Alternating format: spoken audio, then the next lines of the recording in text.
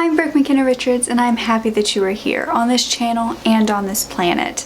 Now, I don't do a ton of story times because honestly, I'm a very private person. I don't share too much about my personal life with anybody, but I feel like doing these story times doesn't necessarily have to be because I want to talk badly about people or rant on about my bad experiences, but they can be about having you learn from the lessons that I have went through. So basically today I'm going to be telling you of the time that I worked for a lady that was literally the Devil Wears Prada lady in real life. I will get into the minor details, but from my experience, she treated me how Miranda and the Devil Wears Prada treated Andy. Now, I, for the purpose of this video, will be calling my boss Miranda. It's not about slandering her. It's about telling my story and the experience and the lesson that I learned from it. So let's start off with a story time that I actually made. I think it was a few years ago now. In this story time, I talked about this terrible client that physically abused me, and a lot of the comments were saying, where's your management? Why didn't they do anything? Why did they let her come back in and get her hair done again? And you guys, I was thinking the same exact thing. I hope that this story time kind of clears up why they didn't do anything for me and why they didn't help me in any way. They just weren't good people in general, the client or my management. So I got this job right out of cosmetology school. I'm a cosmetologist, so this is a salon owner that I am talking about. I'm a very shy, socially anxious girl. So I started going out on interviews, absolutely hated the process. Now I set up this interview for this salon. We went into it. It was very weird. She barely talked to me the whole time. We went in and we did like a sit down question and answer type interview, and then I also did one out on the floor where I showed her kind of how I did everything. She rarely looked over at it. She rarely cared what I was doing, and then when I was done there, she took me back into the back office, asked me like 2 questions, and then she basically said that I was hired. I didn't even try to go on any more interviews. I was just like, okay, I got this job, we're good. Let's just, move on from here so I don't have to undergo that process anymore. And let me tell you, don't do that. That's a red flag. If you feel like the interview was awkward or uncomfortable or it just didn't vibe right with you, that is a sign from the universe telling you it's probably not right for you. But dumb me, I was like 18 at this point. I was 19 at this point, and I didn't know any better, so I took the job. Now, red flag number 1 or number 2, if you want to count the interview as one. When I first started working there, went through the training, everyone was fine when I went through the training, but as soon as I became a full-time employee and would kind of hang out in the back room with all of the other women working there, I noticed that everyone was very negative, always complaining about something. There was always something wrong, and it normally had to do with the management. There again, working there was basically like a revolving door of employees. Now that basically means, if you don't know, that employees would come and go. So there would be an employee that I worked with from the beginning who would quit as soon as I got the job, and then another one would come on, another person would quit, or they wouldn't even show up for the rest of their training. That's probably a bad sign that something's going wrong if people are coming into training and then a few days later they're like, I just can't do this. And at this point, I think that I knew in the back of my mind that this was a bad place to be, and I was in for a roller coaster. But something about being socially anxious is it very much makes you feel stuck in a situation because you don't want to try a new one. I guess that's anxiety in general. So I continued working there. Now, something else that I noticed right away was that we were paid a lower amount than any of the surrounding salons in the area, much lower. I mean, like a couple dollars an hour lower, which if you add that all up, that is quite a bit of money that we are losing. And she took 1% of our tips. I am someone that is very punctual. In fact, I show up about an hour early to anything I do. My boss knew that, and she also would always tell me, do not clock in early, you clock in at 9 when everybody's supposed to be here. I'm not paying you more than that. Okay, I didn't.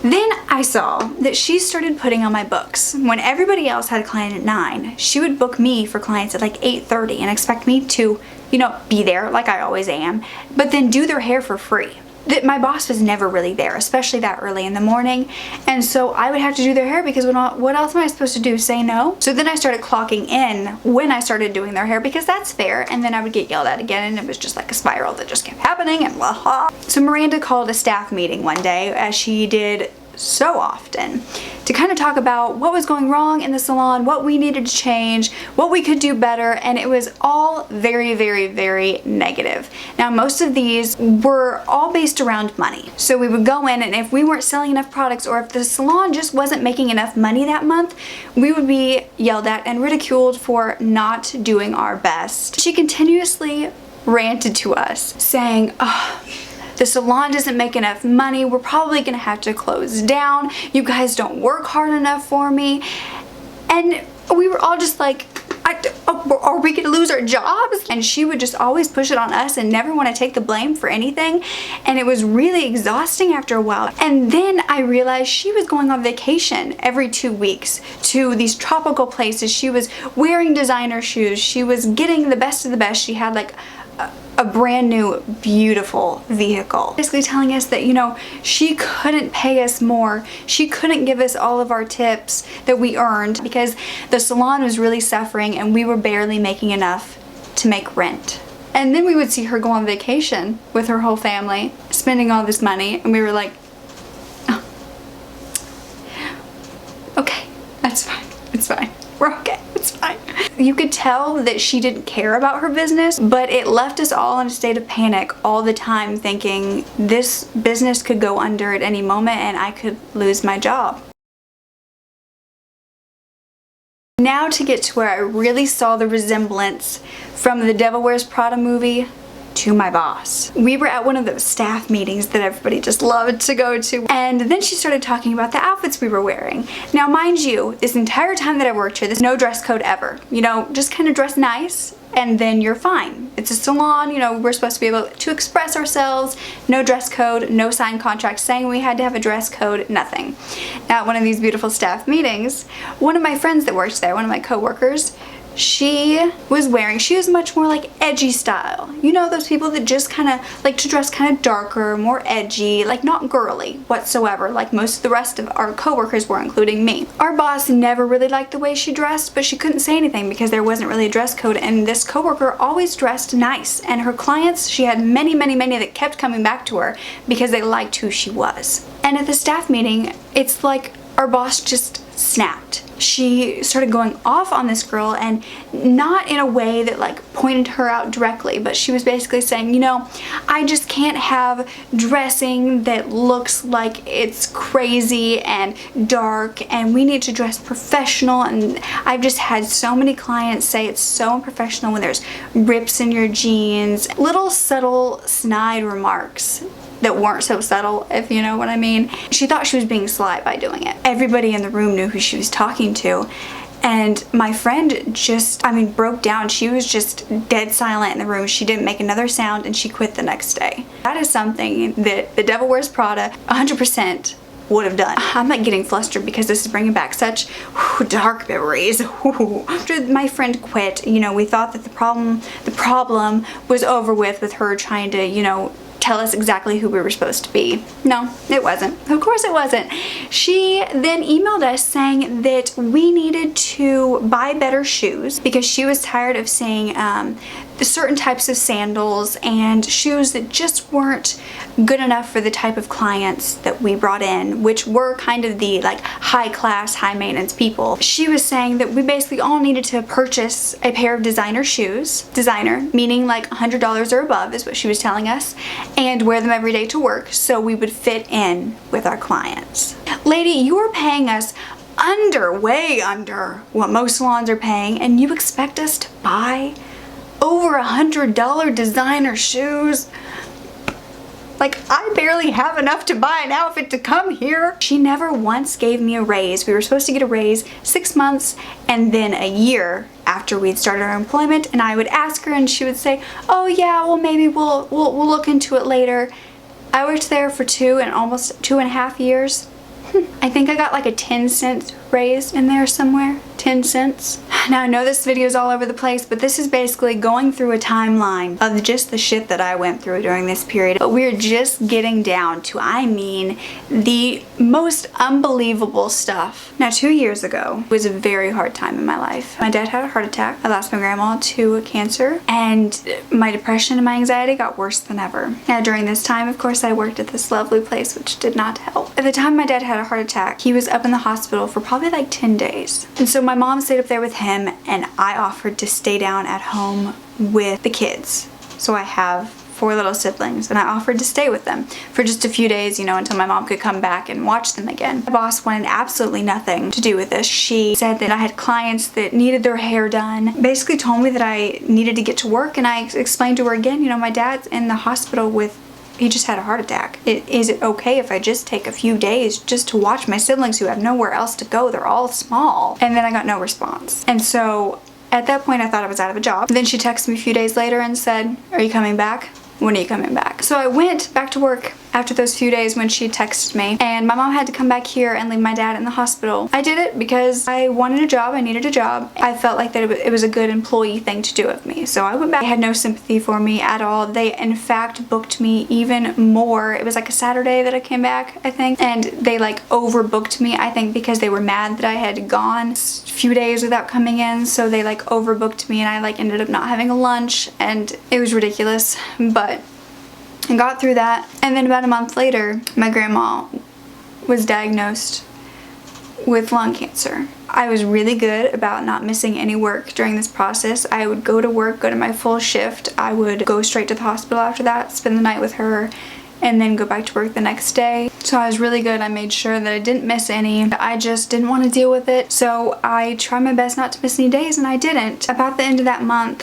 is when they decided that my grandma needed to be taken off life support. It was a Saturday. I was in the salon, and they were going to do it that day.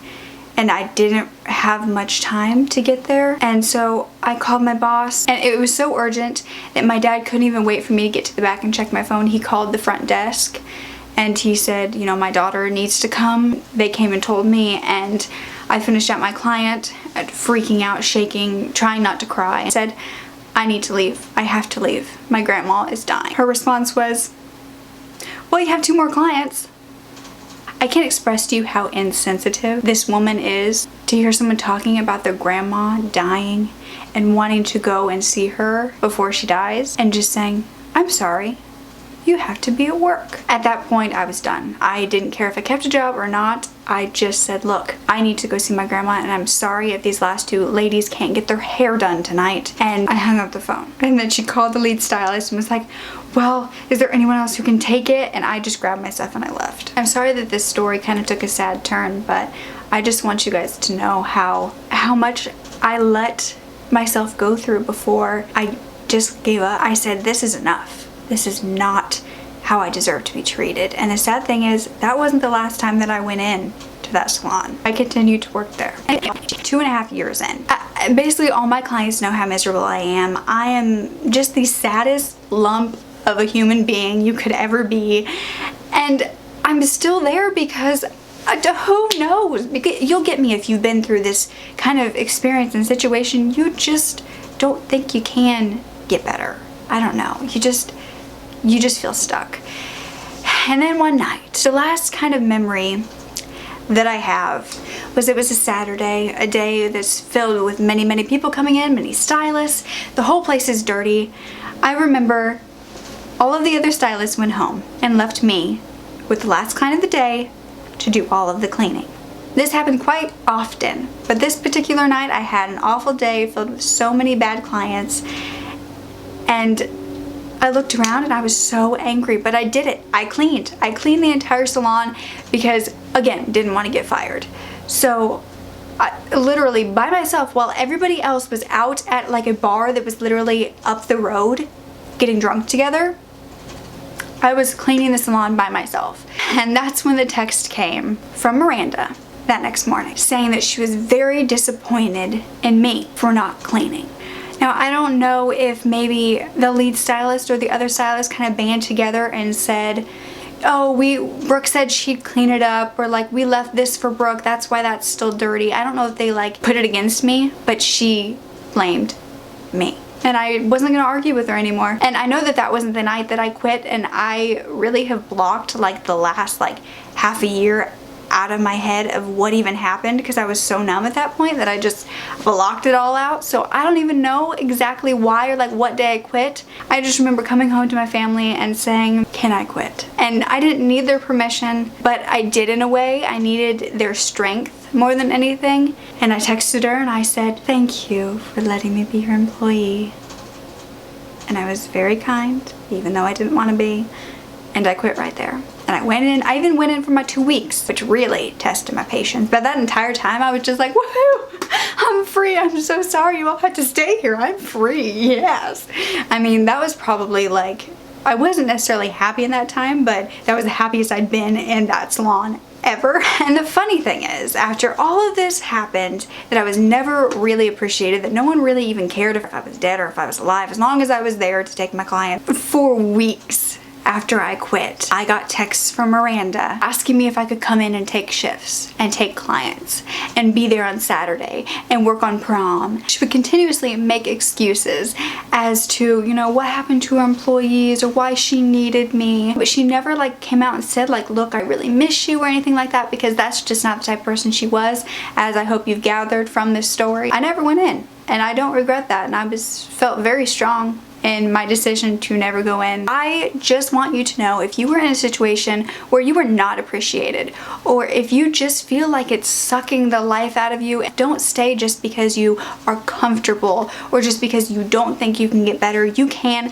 I promise. There are so many options in life, and staying where you are and being miserable is not one. It does not have to be one. If you want some more real life story times of experiences where I have learned some huge lessons, I would love to tell them to you guys. Thumbs up this video if you think that she was literally the devil wears Prada in real life, because I don't think anything or anybody else could make it closer to how Miranda treated Andy in The Devil Wears Prada. I'm telling you, it really felt like I was in a nightmare. I was gonna say like my happy ending was quitting, but so was hers. I just realized she walked away from the cab at the end.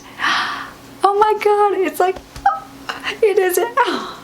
I'm so happy right now. It is The Devil Wears Prada in real life. So take it from Andy, take it from me, leave those bad situations in your life.